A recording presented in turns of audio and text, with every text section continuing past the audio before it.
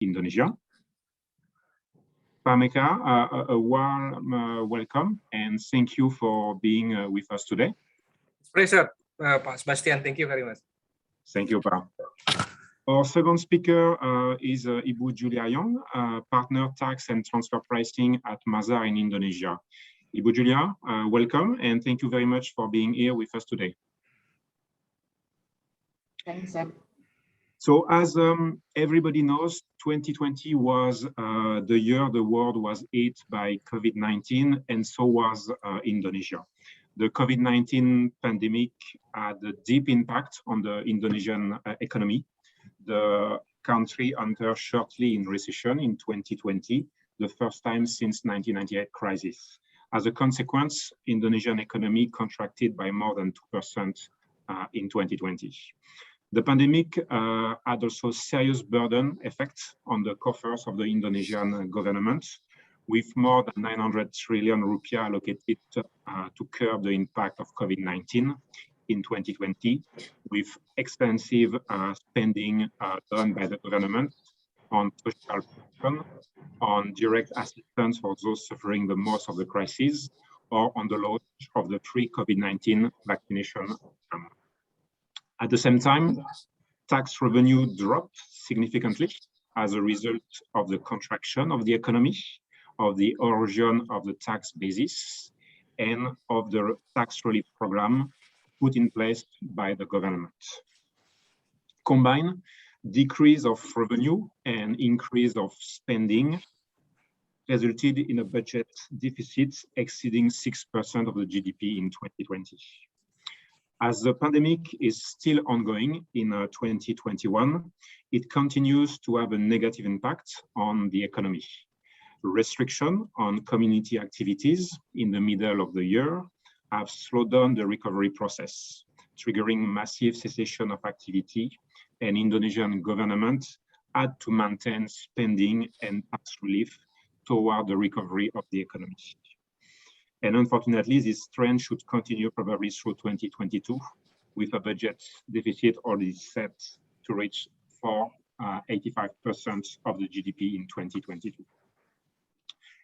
So under this situation, among others, the Indonesian government is using a taxation policy to support the recovery and the strengthening of the Indonesian economy.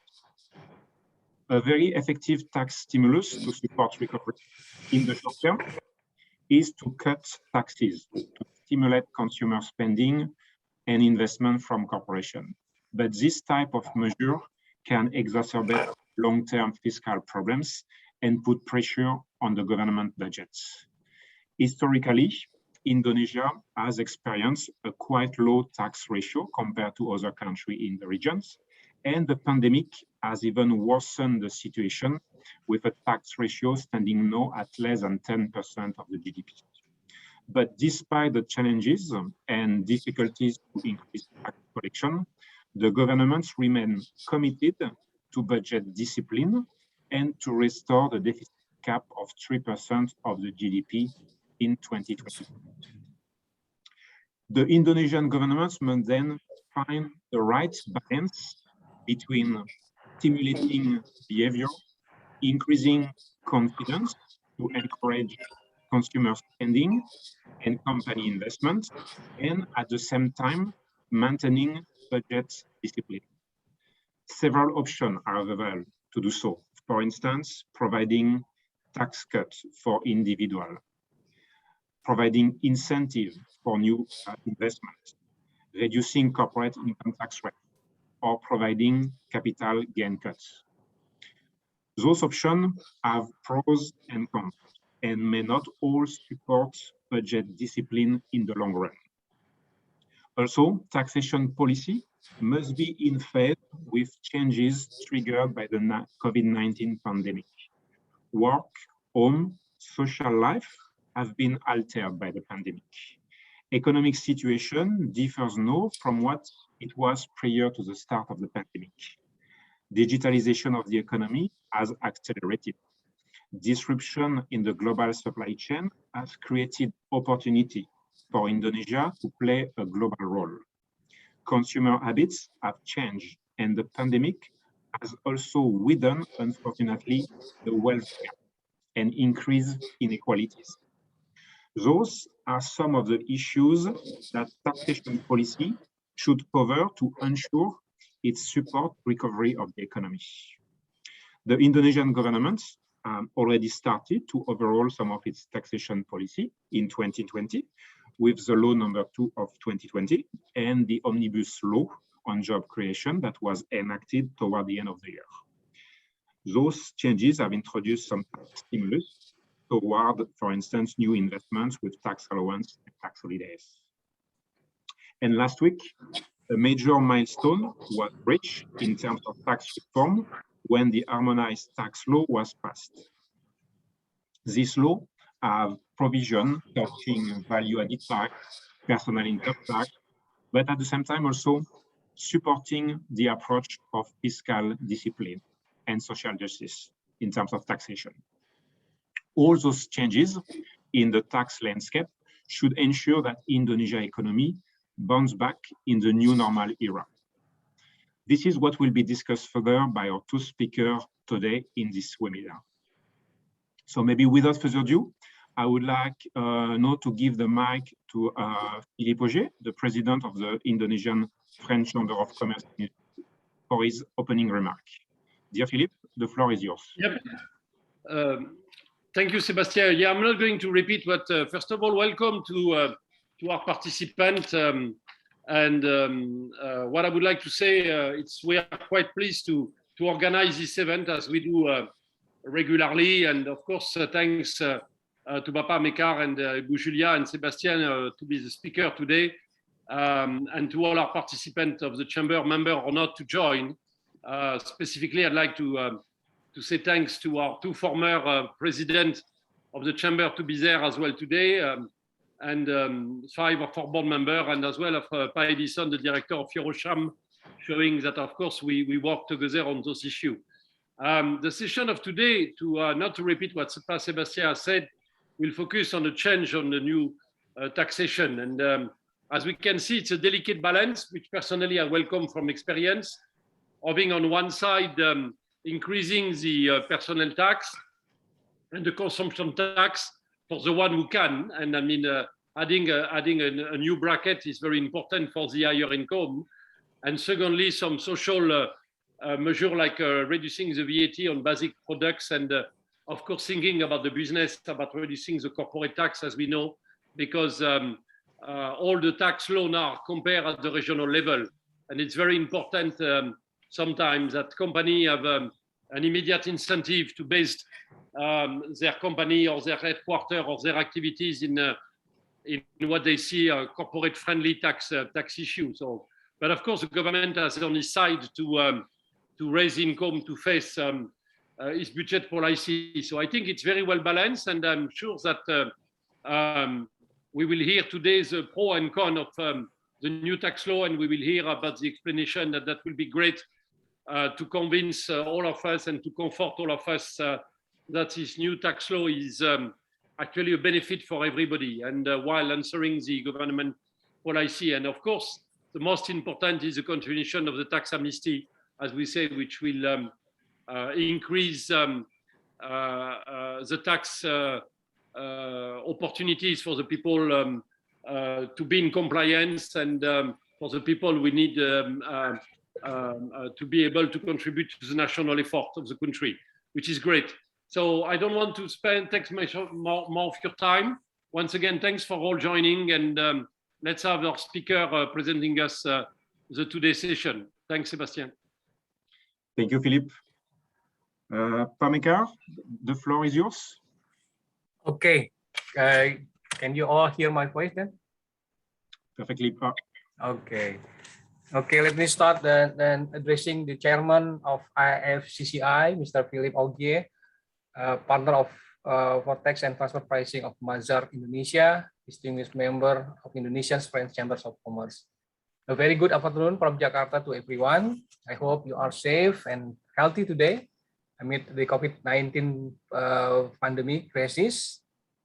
First of all, I would like to appreciate the IFCCI invitation to present the taxation policy in new normal era for recovery and strengthening national economy. While being hosted virtually due to the COVID-19 pandemic, this event is a great opportunity to share several taxation measures during new normal. I have some slides here. If somebody can help me to put it in here.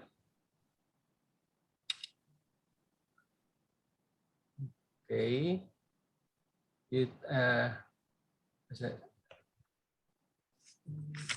Can anyone see the slide? I haven't seen it yet. Mbak Nadia still? So my presentation will start to discuss the situations during the pandemic, some of regulations that already been established, and what we are doing through this pandemic. And later on, I will discuss the new tax law. Okay, can you move to the next slide, please? So since the first outbreak that been detected in late 2019, COVID-19 has been spreading quickly around the globe. The pandemic has disrupted everyone's life, including our health and security. Not to mention, it has greatly affected our economies, as almost all business sectors are being heavily pressured by the various infections, mobility restrictions, and other socioeconomic factors. While the impacts of the pandemic varies from country to country, it has led to the downfall of global economy. However, Indonesia economy is recovering well this year, as indicated by the fact that our economy grows at 3.31% in Q2 of 2021. If we compare to Q1, this growth is higher when year-to-year comparison is made, that is at 7.07%. Data of Statistics Indonesia shows that processing industry is the source of the highest growth, contributing to 1.35% growth. Trading with European Union's countries also performed positive growth in Q2 of 2021 at 13.2%, while it was 13.6% last year. Next slide, ladies and gentlemen. As part of economic stimulus, tax instrument with its regulatory functions are utilized and implemented. Some administrative support, such as deadline extensions and easier procedure for applying tax incentive, were provided to lessen taxpayer burden in fulfilling their tax obligations. You may realize that all policies made during the COVID-19 pandemic is dynamic, adjusting to the recovery development. Since government regulations in lieu of Law Number 1, 2020, which then promulgated by Law Number 2 of 2020, the government has provided reductions of corporate income tax rate.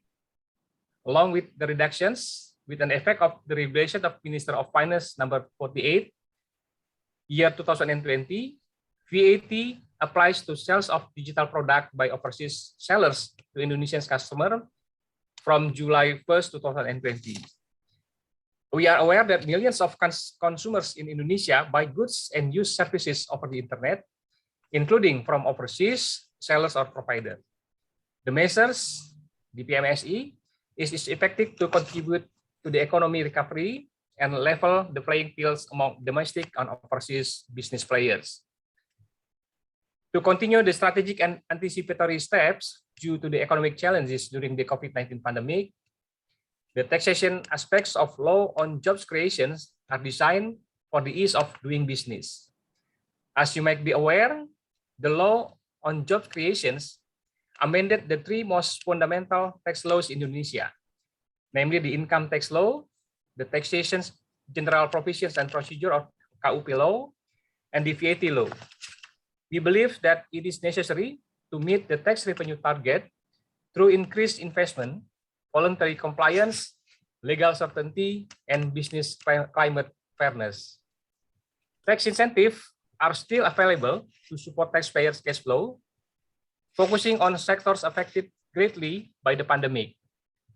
Relevant incentives are extended until 31st December 2021, such as tax facilities for the availability of drugs, vaccines, and medical device or services, income tax borne by government for workers and MSME, reductions of income tax installment, VAT preliminary refund for low-risk entrepreneurs, and sales tax facility for certain vehicle. Next slide. To strengthen the economy, next slide, please.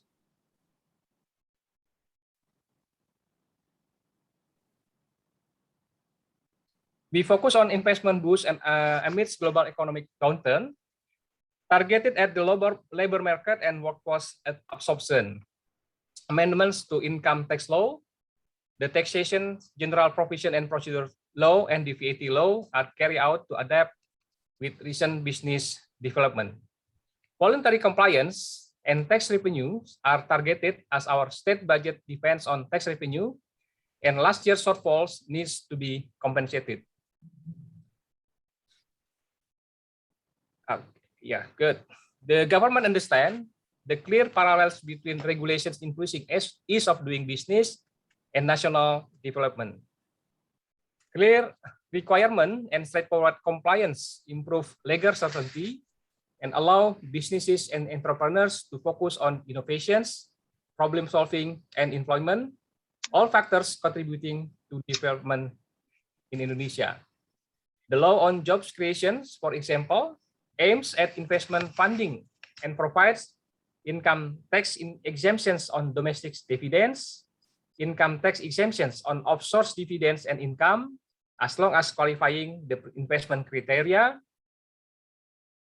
income tax exemptions on distributions of profit or distribution of net income by a cooperative and hedge fund, rate adjustment for income tax Article 26 on interest, and VAT exemption on equity participations in the form of asset.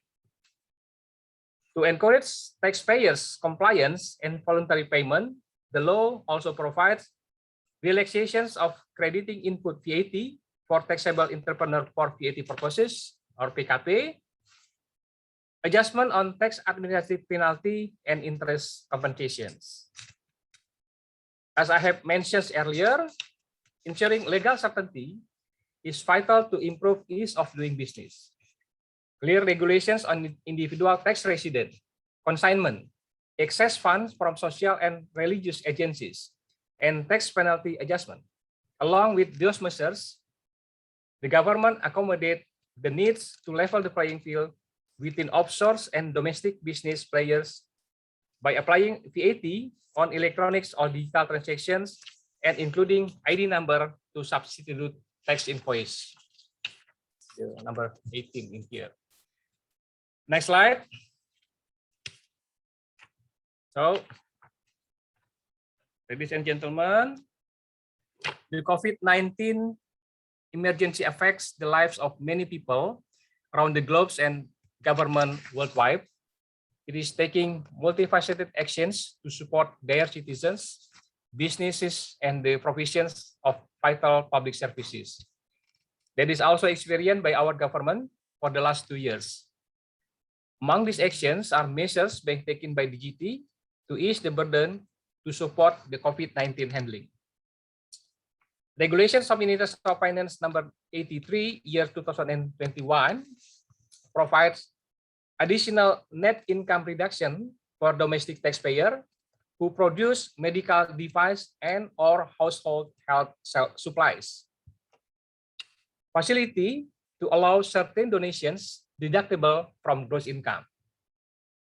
0% rate, final rate for income tax on additional income received by workers in the health sector, and 0% final rate for income tax on compensation or replacement for the use of assets.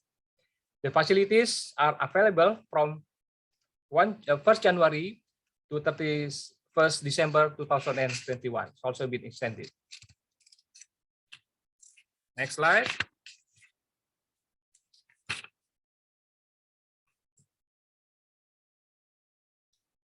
The period of extensions is also provided for tax incentive as stipulated in regulations of Minister of Finance number 82 year 2021. However, adjustment on numbers of sectors eligible for tax incentive needs to meet considering that incentive shall be given selectively, prioritizing sectors that need higher support to recover their business. The regulations offer the following facilities. Number one, the Article 21 income tax bond by the government is provided for employees that qualified the following criteria. A, receive income from employer classified as eligible business sectors. The business sector category is provided on Annex A, PMK 82, 2021. B, still for the Article 21, have tax ID numbers. And C, at the relevant tax period, receive fixed or routine gross income that is not more than 200 million rupiah if annualized. Number two, for the SME final tax bond by the government is provided for taxpayer that A, qualifies the gross income and final tax requirement under government regulation number 23 years 2018. And B, not realizations report on final tax borne by the government via www.pajak.go.id no later than the 20th after every end of tax period.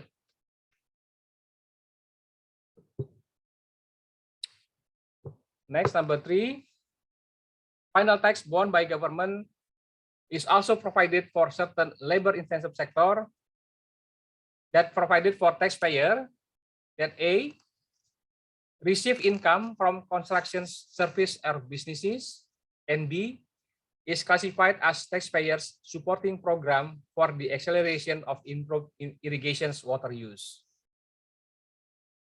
Number four, for Article 22 income tax exemption is now provided for 132 eligible business sectors that submit tax clearance letter requests. For income tax installment reduction, up to 50% is available for 216 eligible business sectors that submit notifications letter. And finally, VAT preliminary refund for low-risk entrepreneur up to 5 billion rupiah given to 132 business sector. This is the adjustment according to PMK 82 2021. Next slide.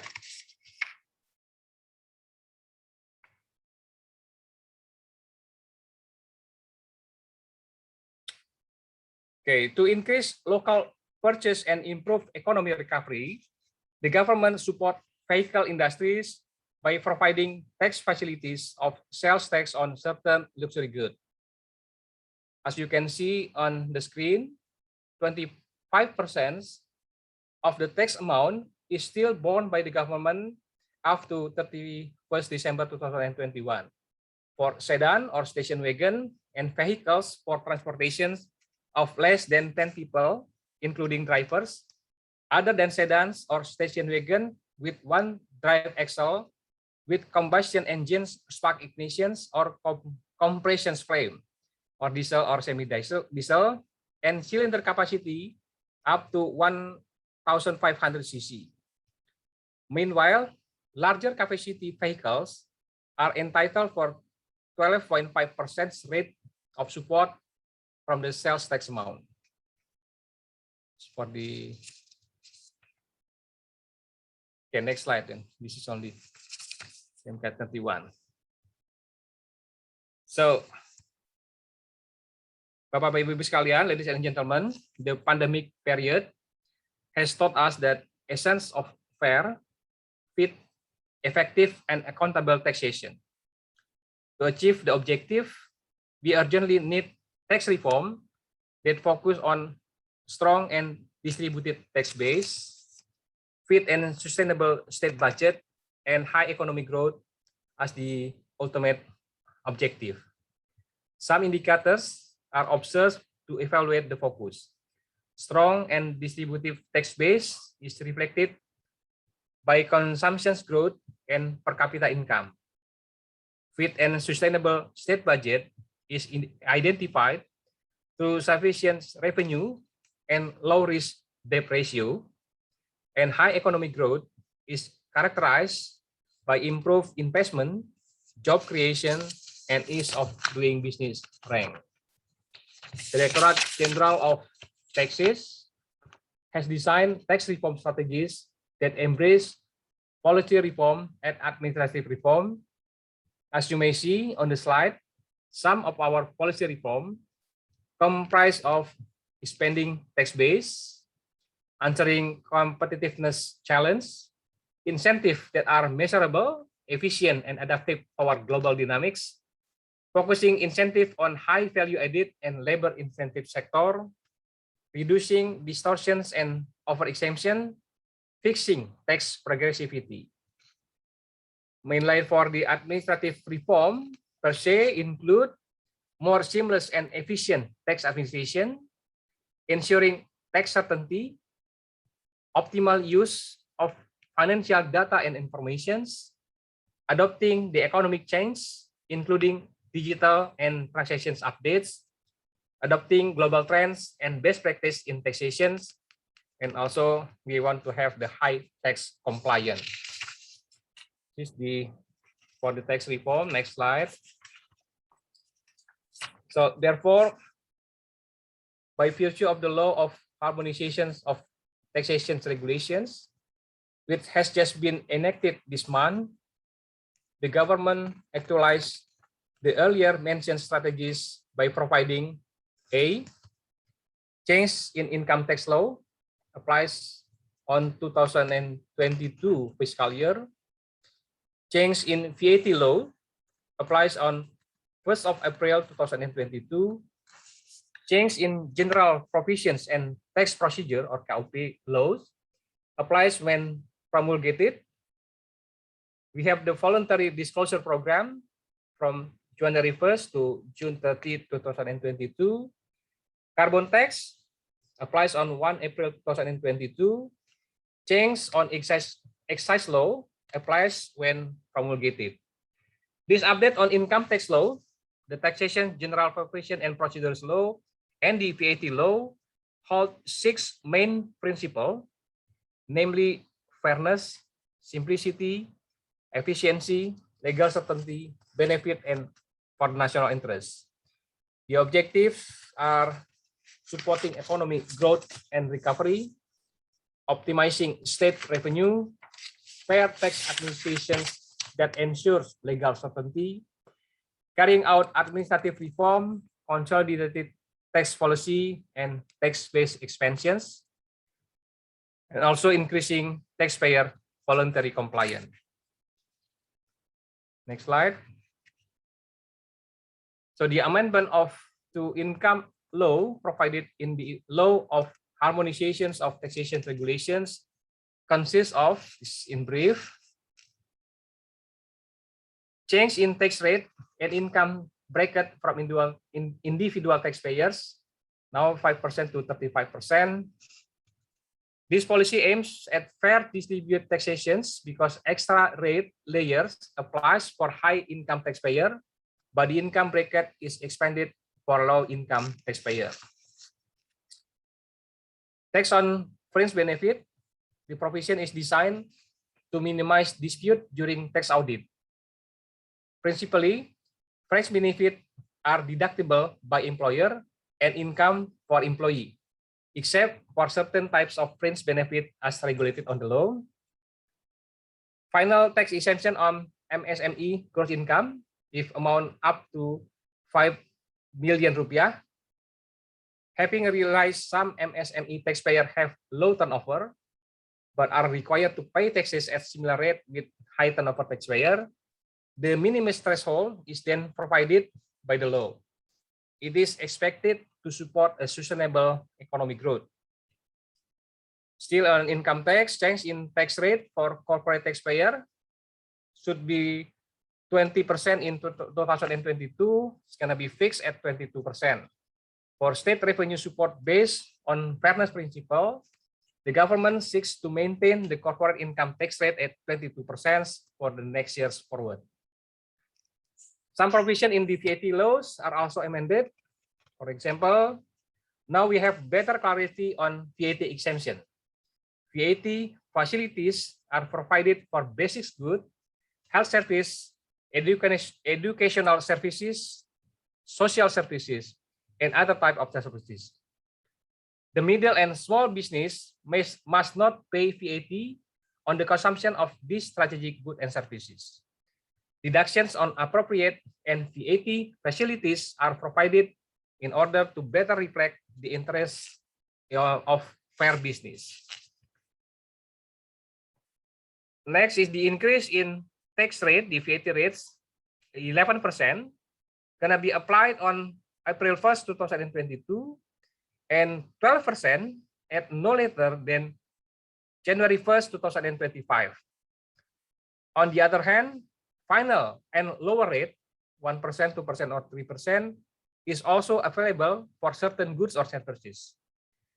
The purpose of expanding the VAT-based policy is to optimize state revenue while still running a fair taxation system with legal certainty. The government also updates some provision in taxation general provisions and procedure law or KUP. For example, the applications of NIK as individual tax ID number or NPWP for administration simplicity. However, it should be noted that the approach would deem all individuals as taxpayers. Non-taxable income threshold and turnover threshold are still considered when deciding whether a person or MSME is a taxpayer. Next is the penalty adjustment during audit, dispute, and law enforcement process is being reduced to accommodate the situation in job creation law. Legal certainty for taxpayer attorney. This is something new also. Next, assistance in tax collections among countries. To maximize Indonesia's active role in global tax operations, active collection assistance can be carried out to partner countries. Vice versa, requests for tax collection assistance to partner countries can now be carried out reciprocally to support law enforcement. Legal certainty for MAP. In order to provide fairness and legal certainty, it is regulated that parties can apply for a MAP, and the submission of a MAP can be done simultaneously with an objections or appeal. Last but not least, Indonesia applies carbon tax according to the roadmap. The roadmap focusing on carbon market development, achievement of NDC targets, sector readiness, and economic condition. It is necessary to control the increase in greenhouse gas emissions in the atmosphere, which cause an increase in the Earth's surface temperature, so that it will reduce the risk of climate change and disaster in Indonesia. The government of Indonesia's commitment to reduce greenhouse gas emission by 29% with our own effort, or 41% with international support by 2030, aligned with the agreed climate change convention. It should be noted, however, that climate change mitigations in Indonesia require financing. Thus, the applied rate is set to be higher than or equal to the carbon price in the carbon market by a minimum tariff of 30 rupiah per kilogram of CO2e. Next. I think this is the last one. So, Bapak-Bapak Ibu sekalian, I'm certain that you have heard the news that the law of harmonizations of taxation regulations open room for a voluntary disclosure program. The program carried out next year for 6 months aimed at increasing taxpayer voluntary compliance by allowing taxpayer to declare or repatriate unreported asset. In general, there are two approaches provided by the program according to whether the asset have been reported in the previous tax amnesty or not. So if individual and corporate taxpayer have joint tax amnesty but fail to report all the assets, they may access voluntary disclosure program to declare or repatriate the unreported assets. You may see on the screen that different rate is available according to the type of assets, offshore or onshore, and disclosures, declaration, repatriation, invested in certain means. Higher rates apply for assets acquired by individual taxpayers during 2016 to 2020. So this is a brief story that I can share with you. So as my closing remark, Bapak-Bapak, Ibu-Ibu sekalian, our country has not given up hope. Indonesia economy has strong resilience driven by responsive and integrated economic, monetary, and fiscal policy. The accelerations of the national vaccines rollout is also projected to restore public and business confidence in the economic recovery. Tax reform will inevitably pave the way for Indonesia to a new normal era, a more progressive economy with a faster deepening of financial market supported by digital-based technology. I hope everyone stays safe and healthy to witness the revival of Indonesia's economy that we support together. Thank you very much.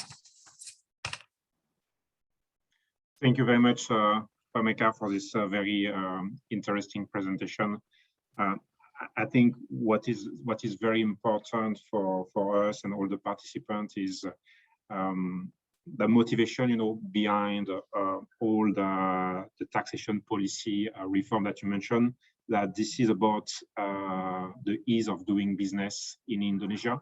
I think that's a very, very important motivation for all business players here that want to invest and continue to invest in Indonesia.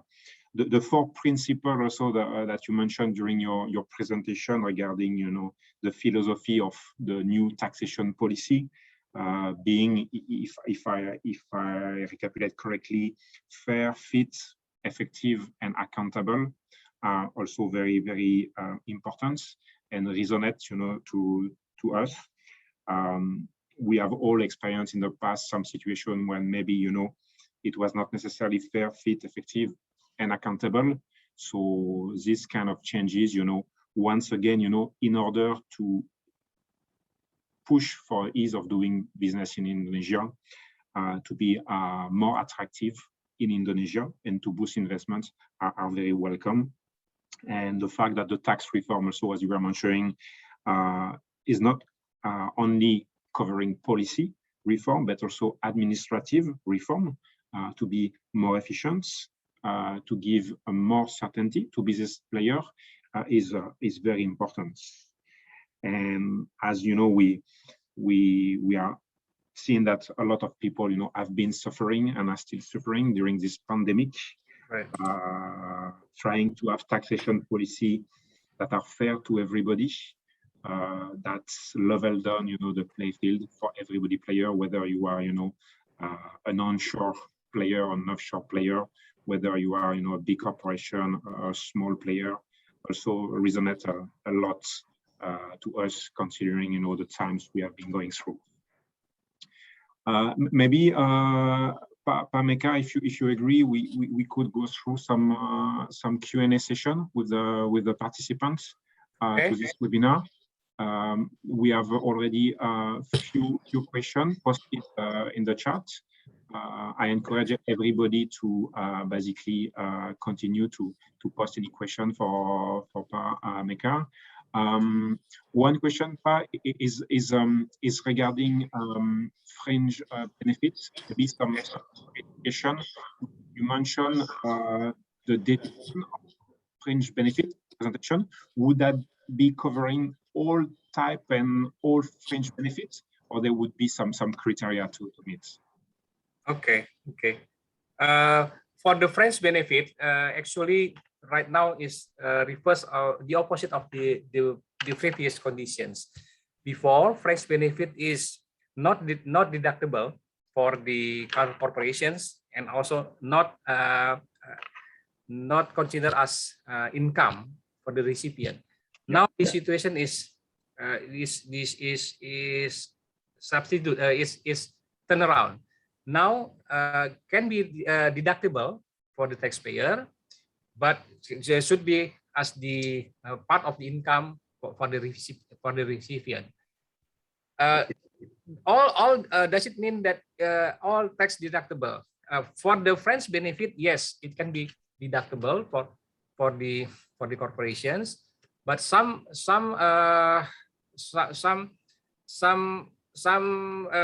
deductibles should be not be carried out by the corporations. We will issue the implementation regulations regarding clarification to what kind of deductibility that can be used by the corporations. Some deductibility if the income came from the state budgets or the regional budget, it is excluded as part of the French benefit. So, for example, me as the government officials, I receive official car from the government that is not considered as the French benefit as income for me. That kind of exclusions gonna be will be on implementing regulations. Sorry, I hope this clarified the first questions. Yes, Pa. Thank you, Mekar. I believe it's clarified perfectly. Another question we have, Mekar, from one participant is regarding the carbon tax and the CO2 emission. In terms of implementation, how do you plan to measure and to enforce this kind of tax? Will it be based on self-declaration, or will there be some mechanism to assess and to measure those kind of emissions? Okay, this issue probably I will not answer it directly, Pak Sebastian, but because this is still going to be discussed with the Minister of Energy and Mineral, but it's gonna be cap and tax. So for certain industries, usually we are going to impose this on the PLTU, pembangkit listrik tenaga uap, if you understand how to pronounce this in English. The Minister of ESDM, Minister of Energy and Mineral will issue the cap. So it's gonna be carbon tax first. So if one taxpayer is higher than the cap, that's gonna be tax for them. So for answering this, there is some limit for the COE emissions, then CO2 emissions. Then the taxpayer can whether they will declare it itself or it's gonna be imposed by the Minister of Energy or Mineral. That's gonna be not really fixed yet. We still have time for until April 1st, 2022. How are we going to impose for the carbon tax? Sorry for not certain answer, because it is not really have a fixed regulation for this one yet. We will follow up for this one later on, Pa. No problem, but we understand definitely the situation, the current situation, and that, as you were mentioning in the presentation, we still need to have several regulation to be issued anyway after the voting of the harmonized tax law to see more clarity. We have also one question from participants regarding VAT. I believe that the harmonized tax law has broadened the scope of some services that would be subject to VAT, that would be basically VAT object.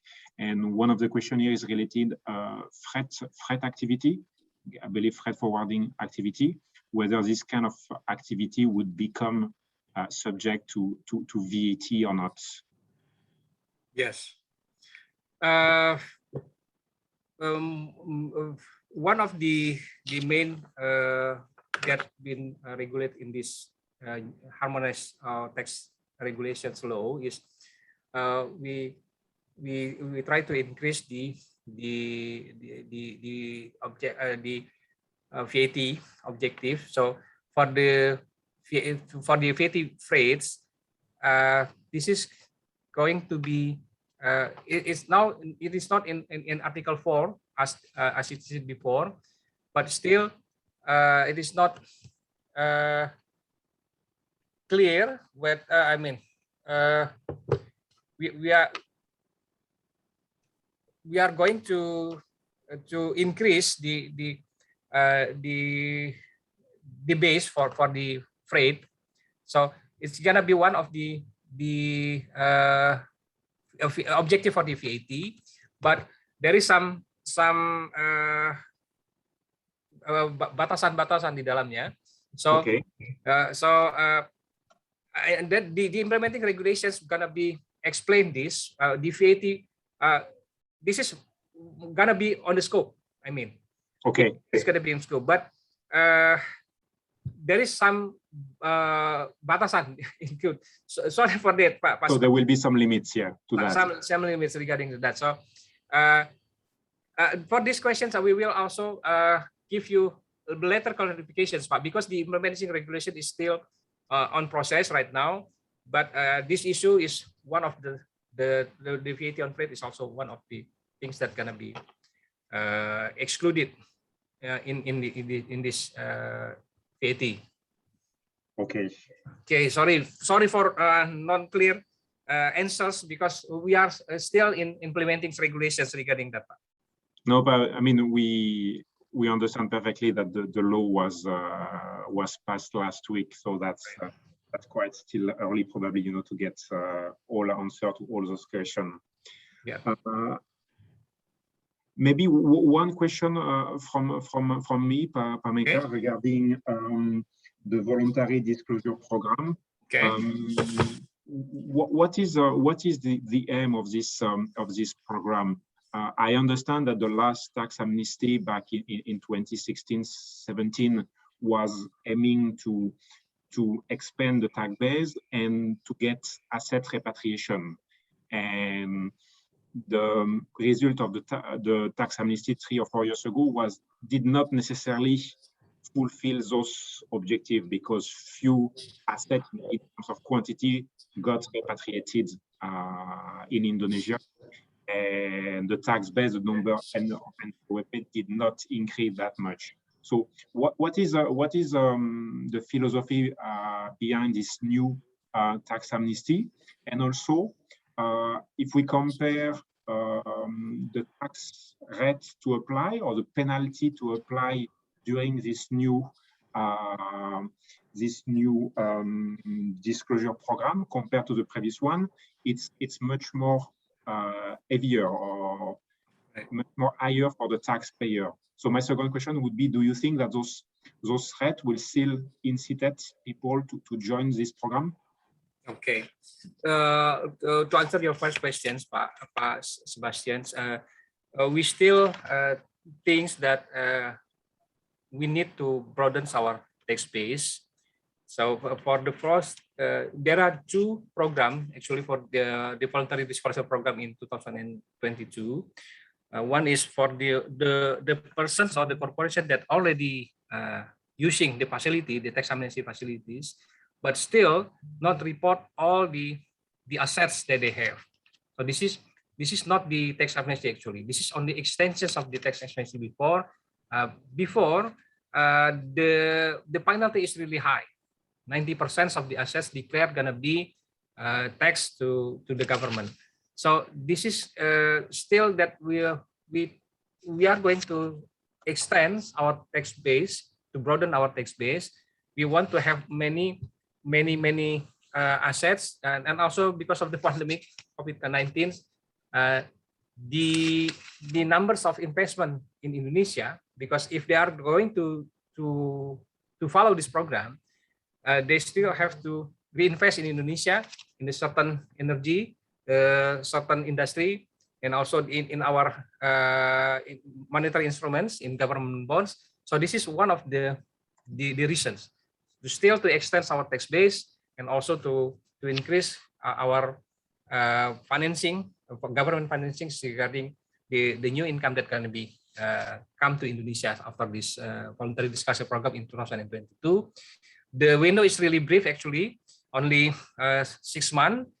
Yep. And regarding your second question, whether this rate is attractive, this one has already been discussed with the parliaments. I think it depends on what we are going to look at this one.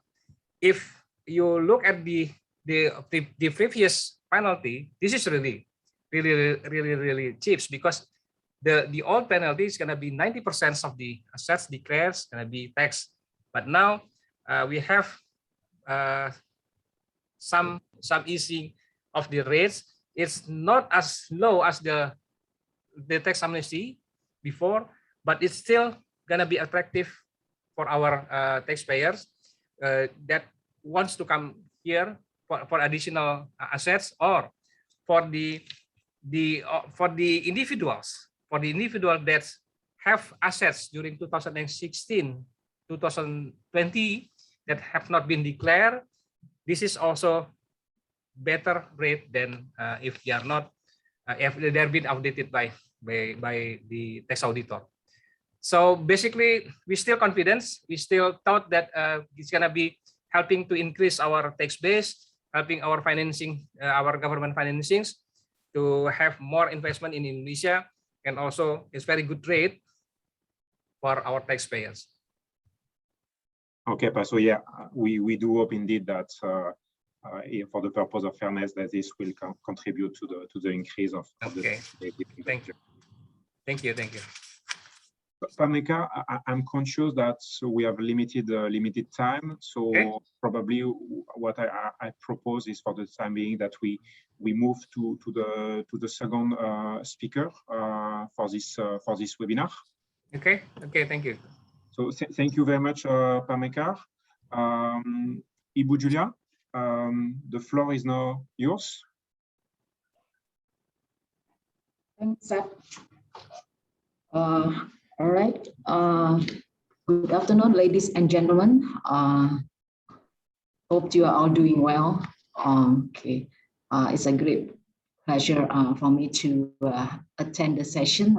Okay. So today you are going to have the insight or the harmonization. Hope that this could help. Yeah. To note that the Indonesian House Representative had just passed the bill into law just about a few days ago. That is, if not mistaken, is around 11th of October. Yeah, means that around 4 days ago. So yeah, we try to summarize and then to see what's the highlights that we need to take care of. Okay, let me share the screen, yeah, for the summary.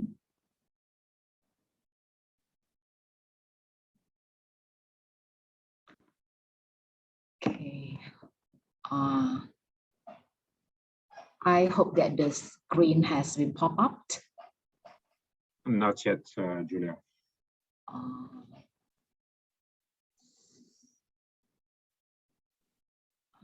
Okay. Yes.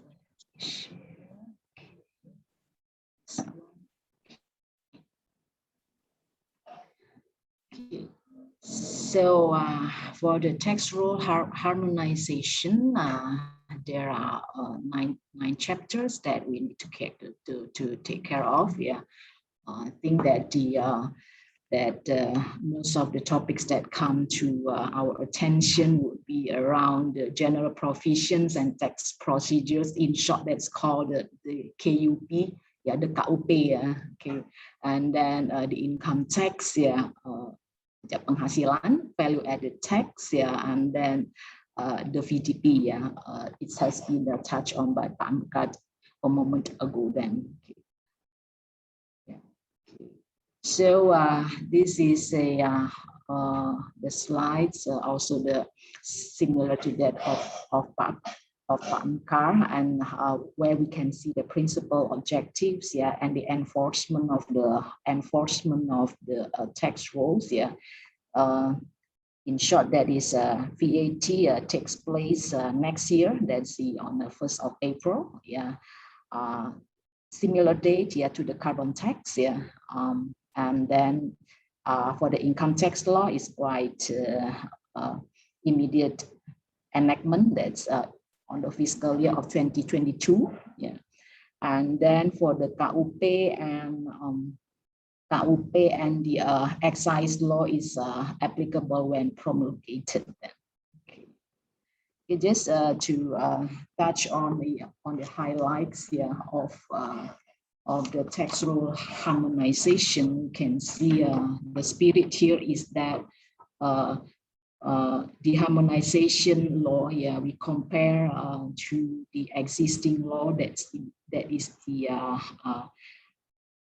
income tax law, the VAT law, yeah, and then the KUP, yeah. And then in addition to that, yeah, we need to also take care of, yeah, as mentioned also in the earlier session by Pak Mekar, is that we also have the Undang-Undang Ciptaker, yeah, the omnibus tax law, yeah, that we need to take care of, yeah. So when we try to compare the law, comprises of 3 versions of law that we need to take care of them. Okay, okay. So I tried to summarize at a very high level points, yeah, what we need to be aware of here.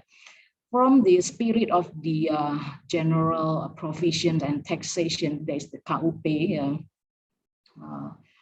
You can see the use of a national identification number, yeah, as the tax ID. Okay, so the existing tax system, yeah, where the MPWP, that will be replaced, yeah, by the nomor induk kependudukan, yeah, NIK, yeah. So I think the new VAT law regarding the VAT invoice, yeah, they have incorporated this kind of concern, yeah, where the identification of the buyer is not necessarily by the tax ID, yeah, but that can also go with the NIK that stands for nomor induk kependudukan. Okay, so no more the digits of the how many digits we have. It's around 9 or 12. Yeah. Okay. No more. Yeah. That will be replaced by the NIK then. Okay. And then second points come to the attention is self-initiated disclosure, yeah, of incorrect tax return during tax audit. This is quite interesting. Yeah. We will see the enumeration later on, yeah. And then the third spirit is that the decrease of tax penalty during the tax audit, yeah, that's very interesting compared to the past, yeah, where you may aware that in the past we have the exposure around 50% or 100%, yeah, because of the failure to keep the bookkeeping, yeah, and then failure to withhold the tax, or that we withhold the tax but we do not settle it to the state treasury. All of that is exposed to 50 to 100% of the tax penalty, and then by the HPP law now is decreased, yeah. And then collection of the default, cooperation with the tax collection with the other countries, yeah. And then coming again, the decrease of tax penalty in terms of the tax objection and tax appeal and MAP. Okay, we will go to this one. Okay, so the NIK stands for the tax ID, yeah. And to address most of the question is that the use of the NIK as the individual tax ID does not necessarily triggered the tax liable, yeah, but to consider that annual income exceeds the non-taxable income threshold or gross over turnover beyond the 500 million per annum. Okay, so if you may aware the UMKM, yeah, the UMKM, the rate applies 0.5%, and now we have the threshold in place that is of 500 million per annum. Okay, yeah. Okay, as mentioned earlier, the self-initiated of disclosure of incorrect tax return during the tax audit, yeah, it outlines the timing for the self-disclosure. Yeah, the old regulation saying that you can have the self-initiative, yeah, as long as the DGT has not issued the tax assessment letter, surat ketetapan pajak (SKP). Yeah, okay. So the outline here is the SKP compared to the new regulation now is the SPHP, ya, surat pemberitahuan hasil pemeriksaan. Okay. And then the next point is that this is not really a significant point, yeah, just about the income tax installments. Yeah, in some cases, yeah, certain taxpayer may ask for ease of cash flow, yeah, in settling their income tax. Yeah, so they make it and for the tax office to make it into several of installments then. And in the event they default, not do the installments in time, yeah, the tax office can issue the STP, yeah, tax collection letter then. The mechanism in the past is that it's not regulated under the tax collection letter, yeah, and then taxpayer may be requested, yeah, by the tax office. Decrease of the tax penalty during the tax audit, as discussed. Yeah, you can see the comparison between the KUP law and the HPP law. That's the current one. Yeah. In the past, yeah, the range is between 50% to 100. Yeah, and now it's been decreased. Yeah. We are using the interest per month reference rate, yeah, plus the uplift factor, that is the 20%. Yeah. So the spirit of the interest per month plus uplift factor has been introduced by the Undang-Undang Ciptaker, yeah, the omnibus law. So we can see that most of the points raised by the omnibus law has been accommodated in this HPP law then. Okay. And then the next comparison is that about the income tax you have deducted, yeah, but you do not settle into the state treasury, yeah, it decreased, yeah, from 100% of penalty to 75%. And the same with the underpaid of the PPN and PPNBM, yeah, from 100 becomes 75 then. Okay. Then we can see at the right column, yeah, at the right column, KUP law, yeah, this has been implemented for years. Yeah, that is if you would like to go to the objection, you need to be aware of in case that you lose the case, yeah, you are exposed to another 50% of the tax liability, yeah, in case you lose it, yeah. And then in case that you go to further tax dispute stage, yeah, you need to be aware of if you don't pay it at this moment, yeah, and then you lose the case, yeah, you need to anticipate the 100% of the exposure then. Okay, and now the spirit here is that the 50 has been decreased to 30, yeah, the 100 has been decreased to 60, so it's 10 to 30% to 60 then. I think this is quite a reduce, yeah, a significant reduce, yeah, to taxpayers to consider to the next level of the tax dispute then. Of course, if we are being asked, is it mandatory for us to pay? Yeah, then it is not, yeah, because we are going to the objection or the appeal, but in case that we lose it. Okay.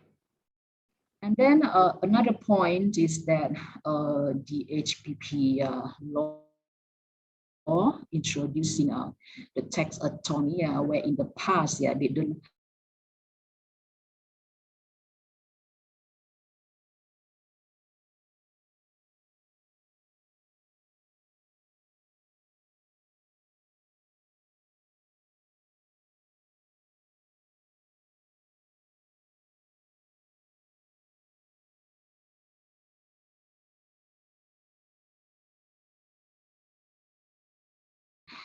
they don't recognize this. The requirement is it okay? It's not stable.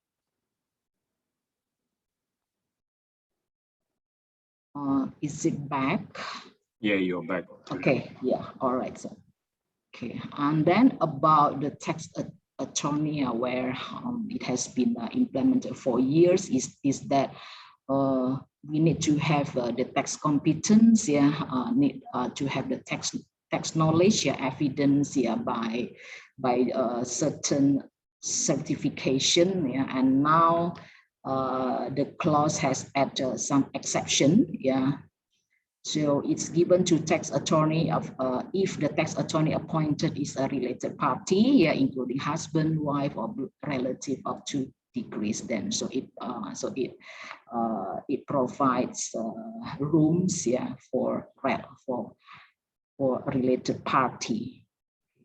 And then the enforcement of tax criminal law by prioritizing recovery of state revenue loss. In short, we call it as a termination of the tax investigation, where this kind of clauses, if we know that it's been changing from time to time, I understand from the omnibus law, it undergoes some changes, and then it changed again in this HPP law. So the type of tax crime, they divided into 3 types, by negligence, and then by intention, and something relates to the fake of a VAT invoice. Then for the negligence, in the past it is 3 times, and then now it's reduced to 1 time, and then by intention it stays the same, 3 to 3. Okay. And then something relates to the fake VAT invoice. It's been from 3 to 4 then. So let's see the next slide here.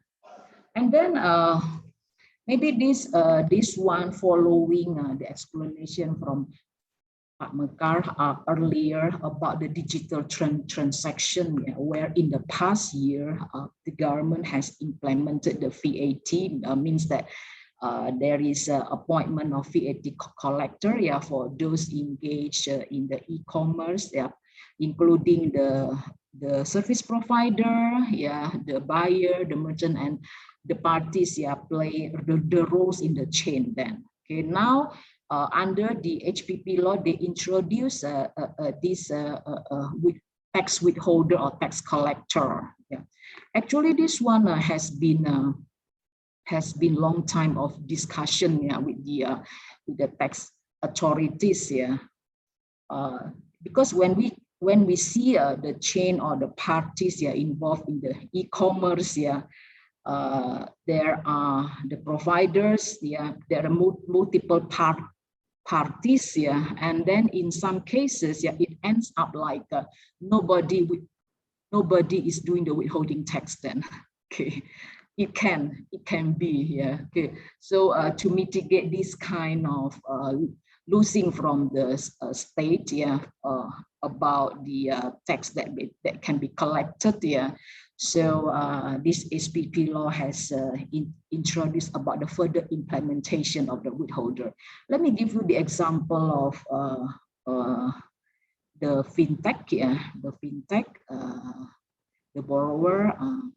In some cases, the lenders are located at offshore, and then the borrower is the local individual, where they do they do not or may not have the responsibility to withhold the withholding tax of the interest, yeah.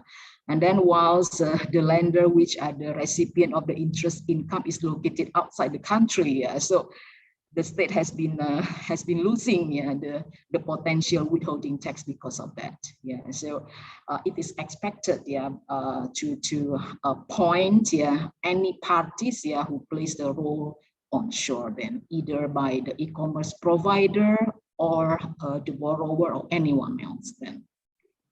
And then next come to the attention is the MAP and also the cooperation, yeah, with the tax authorities of different jurisdictions. Then this is quite a significant development, if we can see, by the regulation in the past, yeah, where we can see under the KUP law, it mentioned about the cooperation is on the discussion of the tax treaty, and now it's widened, yeah.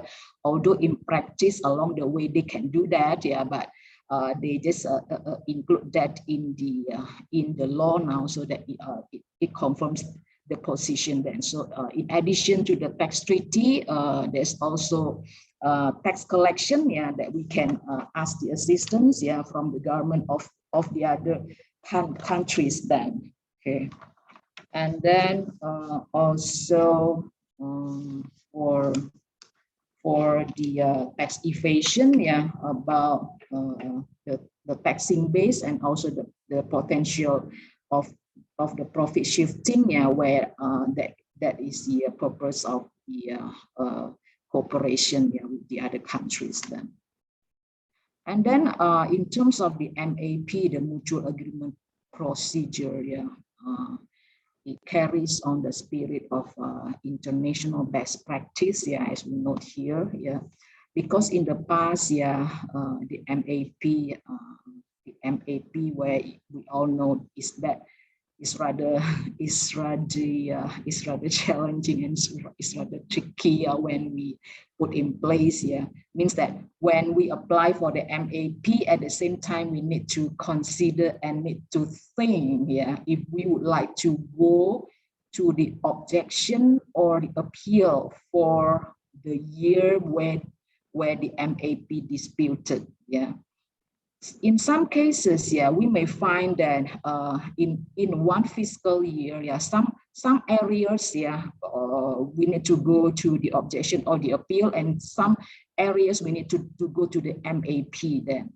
So in the past, yeah, this one is disregard, yeah, means that when we talk about the fiscal year, yeah, are you going to MAP or are you going to the objection or the appeal then, yeah. If you go to both of them, yeah, and then we see about the timeline of MAP is, it can be more than 1 year, yeah, whilst the objection and the appeals, yeah, we can see 1 year for objection and 1 year for the appeal, means that 2 years, yeah.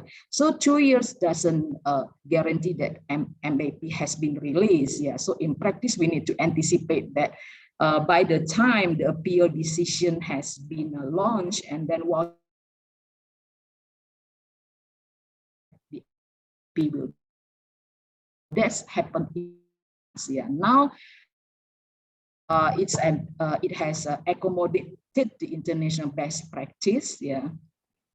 Is that if we go to the further tax dispute, yeah, we just need to care about the areas that covered by the appeal, yeah. It's not the same as the areas covered by the MAP then. Okay, so it's like a kind of development, yeah, and it's quite, we can see it is in a very positive way then. And then okay, that is all about the KUP, yeah. Okay, I think that KUP we have all together we have 10 points, yeah, to be aware of. Okay, and then we quickly jump into the income tax, yeah. Perhaps for the income tax and the VAT, the points are not as many as that of the card will pay then. Yeah. For the income tax, it has the one has been eye-catching is the income tax rate, yeah, in terms of the rates and in terms of the brackets then. Okay, so what has been the amendment is that the brackets of the 50 million now has become 60 million then for the lowest rate. Okay. And then after that, they apply 35%, where in the past was not applicable. That's for the income exceeding 5 billion IDR per annum. Then. Okay. Whilst in terms of the threshold, yeah, it stays the same. Yeah, that's 54 million for the single, and then another 4.5 million for each of the dependents, then at the maximum of 3. So, okay. And then in terms of the corporate income tax rate, yeah, we all know that it has been reduced, yeah, becomes 22 and 20, yeah, whilst for the listed it is 3% lower than, okay. This has not been changed, yeah, except for that one to note is that for the UMKM, yeah, they have the threshold of 500 million per annum untuk peredaran usaha, yeah, okay, it's not taxable then. And I think for MNC, Article 18 should be the attention. I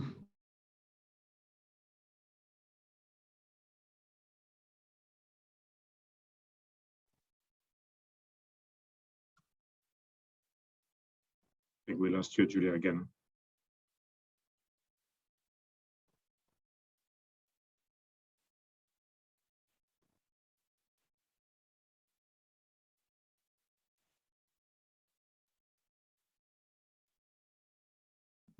We can see Article 8 points, yeah, need to.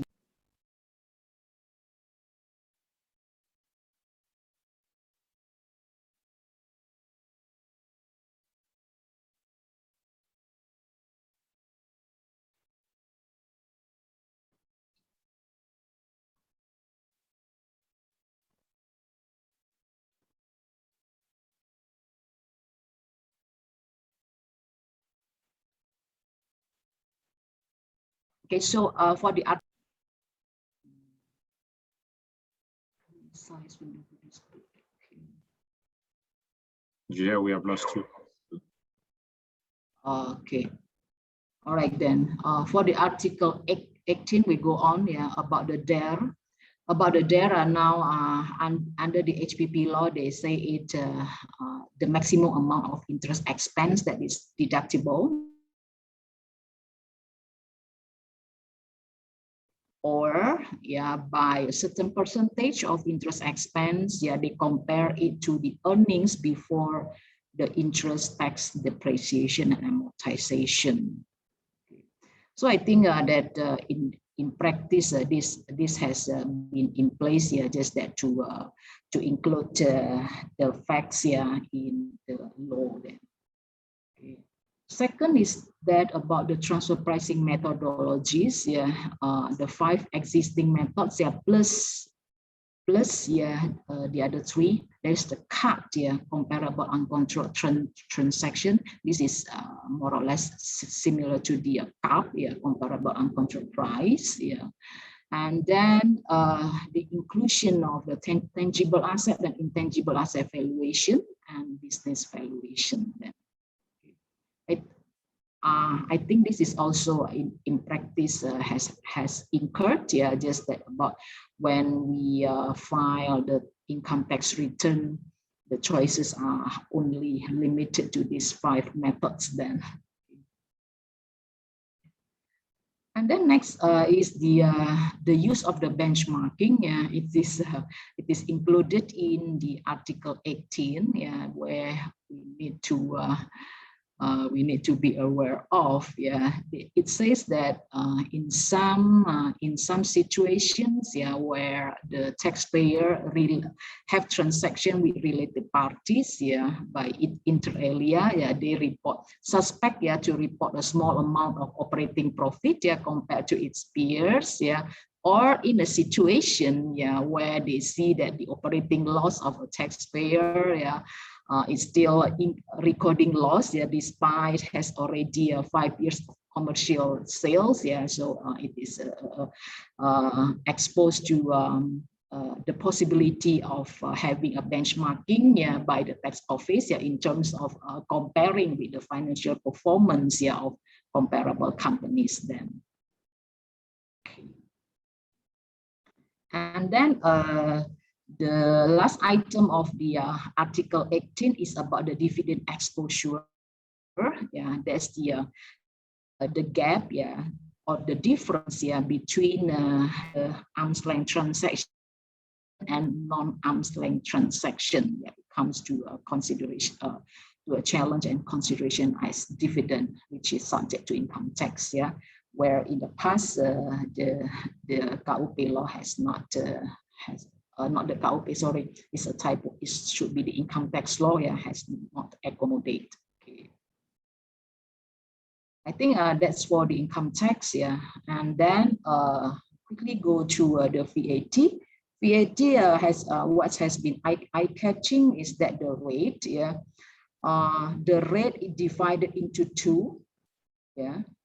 Where in the past, yeah, we only recognize about the general rate, that is the 10%.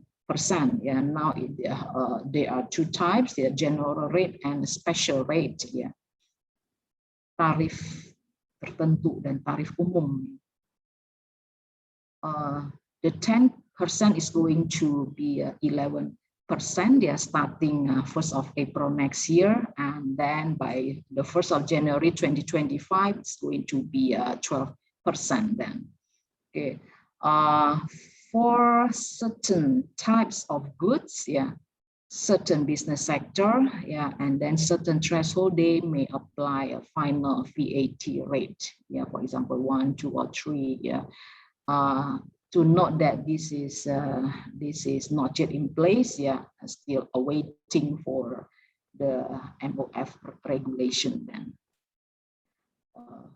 we can see it in the Article 9A, yeah, of HPP law. Yeah, the Article 9A, it says about certain threshold, and then certain types of goods and services, and certain business sectors. So three items. And then for the non-vettable goods, yeah. Okay, so if you may aware, yeah, in the VAT law, in Article 4A, they talk about non-vettable goods and non-vettable services. Okay. So this has been going for years, that we all know the non-vettable goods, they are for, yeah, about the staple goods, yeah, the mining and drilling products are taken directly from its sources, yeah, and then food and drinks, yeah, and then the gold bars, yeah, and gold bars, money, yeah, securities, yeah, these 4 items, yeah, in the past, yeah, they are defined under non-vettable goods, yeah. And then there are also a number of services, yeah, defined as a non-vettable services in the past, yeah, under Article 4A. Okay, now that in HPP law, yeah,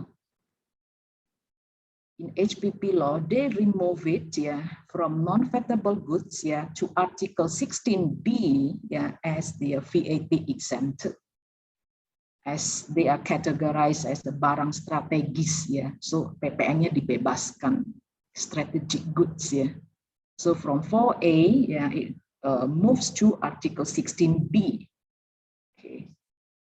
At the bottom line, yeah, bottom line is that from non-vettable becomes vettable, yeah, despite at the end, yeah, it is defined as a VAT exempted then. It's just about the terms that we use here. Okay. To note that staple goods, yeah, mining have been removed, yeah, whilst food and drinks, money, gold bars remain as non-fattable goods. Yeah, gold bars, yeah, to the extent, yeah, it relates to the country's foreign exchange reserve, yeah, cadangan devisa negara, yeah, is for the gold bars, yeah.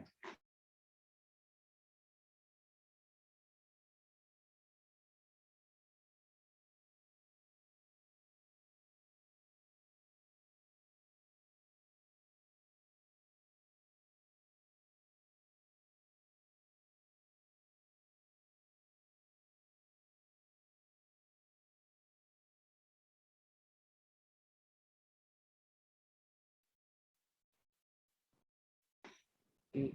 And then for the non-fattable services, yeah. Okay. And then you can see also the same happens here with the non-fattable services, yeah, remains here, yeah, from number of lists, yeah. So these pages, yeah, the list 2, 4 is around more than 10, yeah, has been removed here to fattable, where it is strategic goods, yeah. And the next page about the religious services, arts, entertainment, hotel services, all of this catering, yeah, because they are already subject to local tax and retribution, PDRD, ya, pajak daerah, yeah. So they still remain as a non-fattable services under the HPP law. Okay. This is the explain further details, yeah, of the services, yeah, that's moved to Article 16B then, yeah, staple goods, medical, yeah. There is no changes, yeah, in terms of the details, yeah.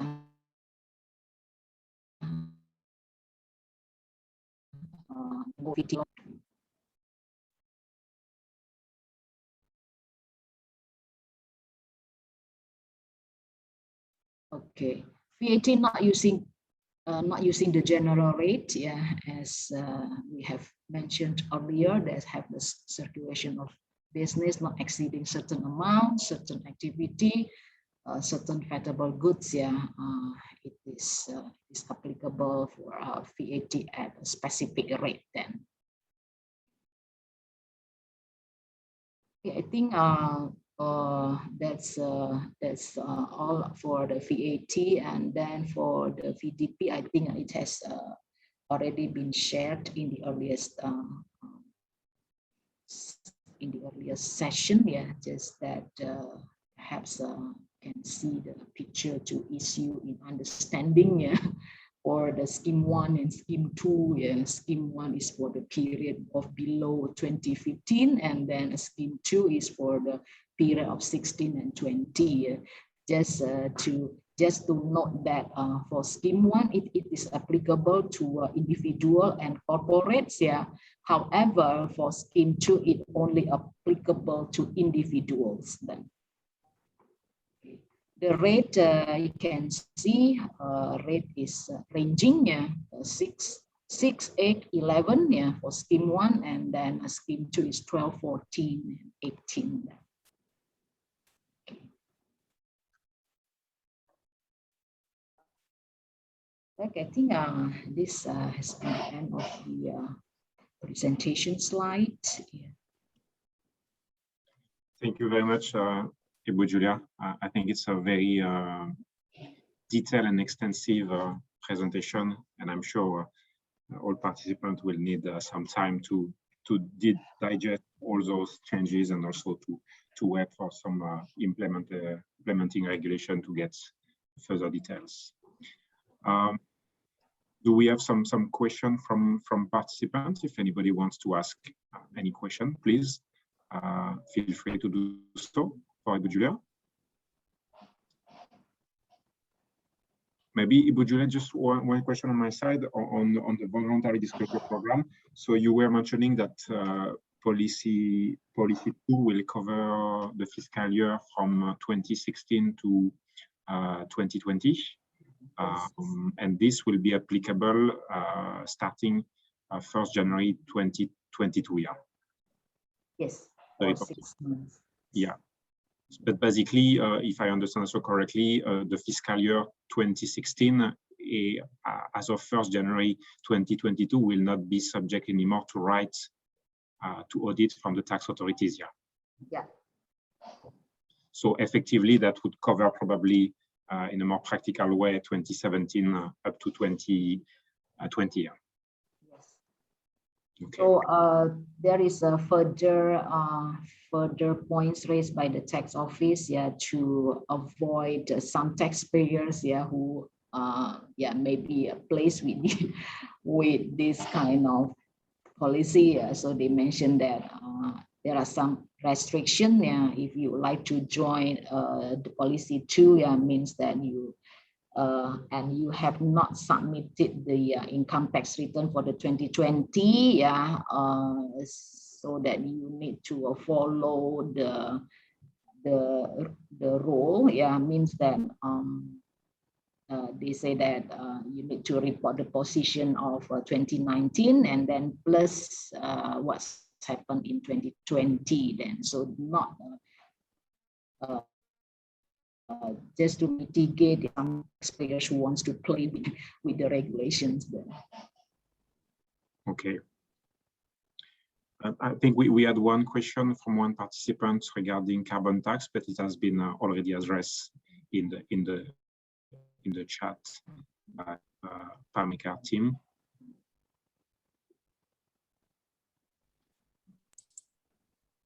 So I guess that's it for the time being in terms of question. I encourage everybody that would have a question coming up later to send us those questions, and we would try as much as possible to provide you with some answer. Ibu Julia, Mekar, thank you very much for this very interesting presentation and discussion. I believe it has been very, very beneficial for the participants to this webinar, who got really, I would say, fresh news, because we discussed subjects that have been just released a few days ago. So I appreciate and thank you for the effort to digest very quickly basically those new regulation and to provide us with some insight directly, while there are still few implementing regulation that still needs to be basically enacted in the next coming weeks or months. Maybe I'll give the floor to Pa Philippe for the conclusion of this webinar. Philippe, do you want to? Oui, merci Sébastien. Okay, so once again, thanks for all to come and join, and thanks for our estimated speaker and for all the clarification that we have. I'm sure that there will be much more need for clarification, but that's where we will be happy to answer. If you have any other information, we'll forward it to the respected party. Now we look forward to more seminar on this, and as we said earlier, eventually on something on the additional tax amnesty. And once again, we were very happy to have all of you today. Thanks, Pa Sébastien, for animating this event. And when is the next time that we meet? Probably in the course of the month of November. November, huh? We had the forecast event in November, so we hope to see you all in November. Yeah. Thank you very much, Philippe. Thank you very much again, Pa Mekar. A pleasure to have you today. Thank you, Julia. Thank you. Okay, thank you, Pa Sebastian. Thanks a lot again. Okay, Thank you. Thank you, Pa Philippe. There is still a question you can address to Pa Sebastian, and you can forward it to us. But we will try to elaborate as much as we can regarding something that you don't really understand for this one. Thank you for the opportunity. We look forward for another session for this like this, Pak. We are happy to give more explanations regarding our new tax law. With pleasure, Pa. Thank you very much. Thank you. Thanks to all of you. Thank you. Thanks, everyone. Thanks, Pa Philippe. Thank you. Take care. Bye. Thank you. Live ya, Pak. Olivia.